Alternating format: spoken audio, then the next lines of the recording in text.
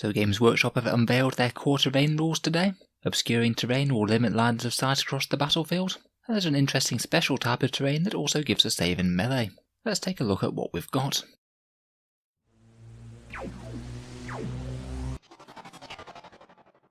Hello and welcome back to Auspex Tactics, the strategy focused 40k channel, where we're all about getting the most out of our miniatures on the tabletop. So the terrain rules were definitely going to be one of the interesting points of 9th edition, seeing as 8th has generally had some fairly soft touch terrain rules that largely tended to boil down to units either getting +1 to their saving throw or not. In 9th they seem to be adding a little bit more definition, as well as also implementing a rule to try and reduce the amount of line of sight that certain units get, to prevent armies just getting gone straight off the board turn 1. For me, this is the biggest change of this update, as line of sight's blocking terrain is really important in the competitive game, as it really does help stop armies getting an absolutely overwhelming advantage if you go first and just gun half your opponent's army off the map turn 1.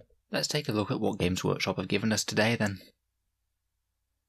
So first of all, they say that everything will be classed under either hills, obstacles, area terrain or buildings, with specific rules for each of them. Each of these will have specific lists of interactions based on unit size and their keywords, such as infantry for example, or swarms or beasts. Hills sound like very much the same as they are in 8th edition, basically no additional rules on the battlefield, just flat ground but more lumpy, much like they are in real life, but not conferring any special rules for units, such as bonuses to saves, or getting extra movement on charges or things, which I guess is something they could have done if you were moving up or down them.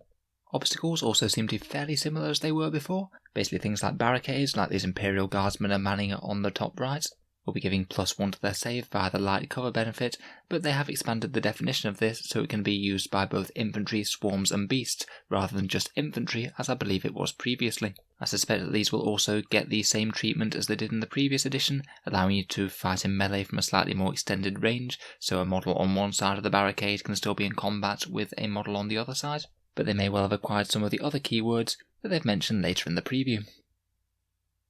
First of all, much as it is in a game of 40k at the moment, it's basically going to be good practice to talk through the terrain on the table with your opponent before the game and just clarify that everyone's on the same page as to what sort of things are going to be counted as what. I'm hoping that the guidance in the book will be at least fairly comprehensive. They have clarified it in this preview for a couple of types such as ruins and Munitorum armoured containers, but I'm hoping that they'll have a pretty thorough set of definitions, just because the terrain that people use is many and varied, particularly if you made something yourself or bought something that isn't from Games Workshop. It kind of applies that you'd have to be talking about which keywords will be applied for the terrain, but to be honest it does seem as simple as you're just going to be saying, yes, that counts as ruins, that one counts as a hill, this one counts as a barricade for example, so I don't think that it's going to need a full in-depth discussion that's going to annoy people or slant things one way or the other, depending on what sort of terrain you class it as. They've shown off a couple of the keywords here, including light cover and heavy cover. The light cover tag is something that ruins get. That's basically the standard +1 to your saving throw made against the attack, much as it is at the moment. The heavy cover tag is far more interesting though, and isn't really something that we've seen before. In the article they mentioned that things can both be light and heavy cover at the same time, and they said this might be reasonable to apply to say a bunker or something if it's modelled onto the board and isn't being counted as a building. I found the heavy cover rule a bit weird to be honest. Basically it means that when you're making an attack with a melee weapon with a model that's receiving the benefit of heavy cover from the terrain feature, you add 1 to the saving throw made against the attack. So far so normal, it sounds like basically getting a cover saving throw in the assault phase, which isn't something that we've seen in 8th edition so far. However, it apparently doesn't apply if the unit that's making attack has made a charge move that turn, which sort of seems to completely turn the idea of it on its head. To my mind, it sounds very much like you've got a defensive unit standing up against a fortification or something and manning the battle lines, and all of a sudden you have an enemy unit that jumps over to charge them in their fortification, and for some reason they don't get the benefit of heavy cover, as the unit that's attacking them has made a charge move. On top of this, it sort of seems like the unit that's run right up to the fortifications and made a charge move, they might now be in that heavy cover, so they might get the heavy cover saving benefit themselves. Honestly, if I'm making a mistake with reading this rule, then please someone correct me, but it just seems very weirdly worded to me. If you're only going to get benefit from it when you're not being charged, it kind of defeats the point of being in that cover in the first place. I guess we haven't seen the full rules for how it'll work yet, so maybe something else will clarify it, but it seems a bit strange. Next though, and I'd say most importantly, is the obscuring terrain rule, and I think that this one will absolutely have big impacts on game, as ruins are obscuring terrain as per the next set of rules. Basically, to be obscuring terrain, the terrain piece in question does have to be over 5 inches in height, so I think it's only going to apply to ruins that have more than one floor basically. It isn't just any bits of the ruin that are 5 inches in height that this applies to though, it sounds like it applies to the entire terrain piece, and it basically means under normal circumstances you can't target a unit that is directly behind an obscuring terrain piece, even if you can see the unit either through the terrain piece or over the terrain piece. So say for example if you could clearly see a Space Marine Predator tank directly over an obscuring terrain piece that's all the way on the other side of the battlefield with your Space Marine Devastators, then you wouldn't be able to shoot it, for example. Basically this will mean that every single ruin under normal circumstances will be blocking line of sight to things behind it. So if you want to keep a unit safe, then hanging out just behind a ruin rather than within it is going to be a good move. There's an interesting exception to the rule for very big things as well. Basically even if it's behind an obscuring terrain piece, then aircraft and anything with a wounds characteristic of 18 or more, which will include all super heavy units, can still be targeted by enemy units, but they can't target enemy units that have less than these characteristics over the same obscuring ruin. In the article they basically said that this represents the ability that you might be able to see some of the bulk of these enormous things without them necessarily being able to draw lines of fire from their own weapons' fire arcs over the intervening terrain piece. It does mean that with super heavies you could have some weird mismatched scenarios where you could have an enemy unit that's skulking behind obscuring terrain, taking pot shots at them and they can't shoot back. I'm sure in some battlefield scenarios this will make logical sense, such as being able to see the top of a knight over an intervening piece of terrain, but say if you again had some Predator tanks on a hill that are in full view of the knight and they just happen to be behind an obscuring ruin, then it would be kind of frustrating to not be able to shoot them. I think we definitely need a few more clarifications. Other than ruins, it's going to be interesting to see what gets this, though with that 5-inch height restriction rule, then it is going to be locked out of many things like woods and forests. We also kind of need a definition of over. Say if you had a ruin with a big base, would it mean that over the terrain piece counts the entire base as well, or is it just literally the ruin that is on the base? Hopefully that's the sort of thing that they will clarify when we see the full rules. In the article itself though, they did clarify that units that are actually within the piece of obscuring terrain, say if you're within a ground floor ruin that has a door in it, you will still very much be able to shoot in and out of that ruin, and they'll just be getting the benefit of light cover as per normal. This means that they've kind of avoided the magic box scenario that ITC ruins had the problem with, where you could have areas of the battlefield that no unit could shoot into. You should always be able to flank round a ruin provided you have enough control of the battlefield.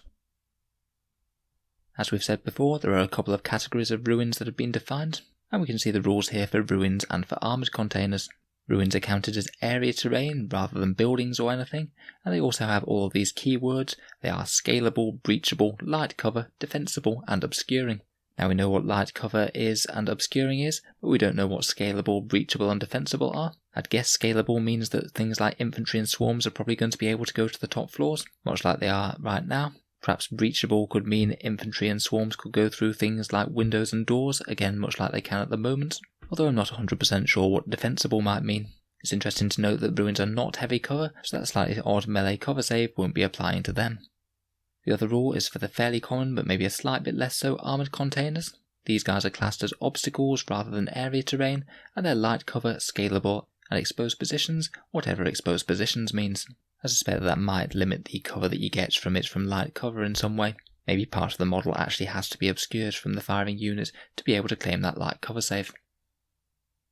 They've also provided us with a couple of example battlefields as well. I think it's quite handy that they've done this just to literally clarify how important having a decent amount of terrain is for game balance, as it really can skew the balance between shooting and melee, and they say this explicitly under the examples. This is a 2000 point game battle table, and they say that the example on the left is a little bit more sparse than would be ideal, but by putting the terrain that you do have in the centre of the table and create line of sight blockers, then it can still be a perfectly adequate battlefield. Then they go on to say that the one on the right is a little bit better populated, with multiple decent line of sight blocking terrain pieces scattered throughout the battlefield, and also a good mix of different types of terrain, including obstacles and the armoured containers and things. It's interesting to note that on these battlefields they are using that minimum size of 44 by 60 inches, rather than the 6 by 4 feet that they've been using in previous editions, which again is starting to make it feel the much more official size for 40k.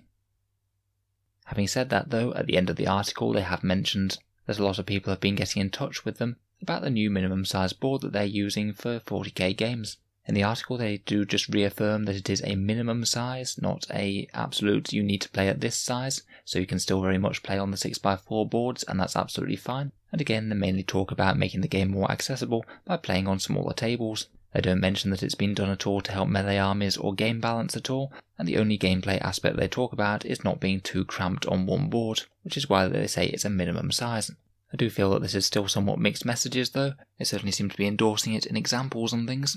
It is going to lead to very different games depending on whether you're playing on a 6x4 foot or 60x44 inch board. And to me it does feel like one of the things that is going to split the community a little bit. Not to any major extent, but I suspect that there will be some people who will be wanting to adopt to this size, and many others to keep on the 6x4. I guess it's quite easy for Games Workshop just to step back and say you guys decide, but from their previous commentary they seem to be talking about wanting to reduce this sort of thing and keep 40k played fairly similarly the world over.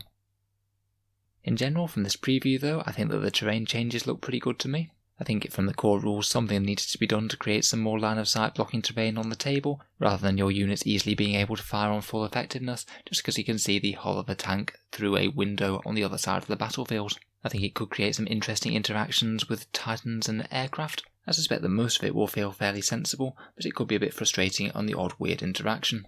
I think both systems have their merit, but I think that this on the whole will probably be better for the game. It is a mild nerf to these 18 plus wound units and aircraft though, just because everything else is potentially being able to hide out of line of sight where they will not. Again, I wouldn't be too surprised if that was reflected in the points when they changed them, so I wouldn't worry too much about any given unit being far less effective now. It'll be interesting to see if ITC decide to adopt this new terrain system, or whether they keep their ground floor ruins blocking line of sight, which they very might well do, but at least one advantage of this one means that you don't get the magic box scenario, with infantry being absolutely untargetable within one ruin. Overall, it's now going to be a lot more of an emphasis on if you can get your units behind terrain rather than within terrain, if you want to avoid them getting shot off the table turn 1. So let me know your thoughts on the changes down in the comments below. Is it good? Will it be enough to keep horde armies alive as they move towards the enemy? Or will it be very problematic for things like knights and aircraft? If you've enjoyed the video, then feel free to subscribe to Auspex Tactics, where we'll most certainly be covering the rest of the 9th edition news as it comes out. Apparently Games Workshop are going to be talking about some flyers tomorrow, so feel free to check back for that later. If you've been enjoying all the videos, then I'd just like to mention the Auspex Tactics Patreon page, which you can find in the video description below. Making all of these videos does take a fair bit of time, and that's time that I can only afford to spend away from my regular job, thanks to the generous support of the channel's Patreons. As well as supporting me to make more videos, the channel's patrons also get to see videos early compared with other people. They get to vote on regular polls to see what sort of videos I make next, and there's regular prize draws each month where I post out some miniatures to lucky winners. If any of that sounds good to you, then take a look in the video description, and of course a massive thank you to my current patrons for allowing this channel to be possible. In any case, a massive thank you for listening, and I'll hope to see you guys next time.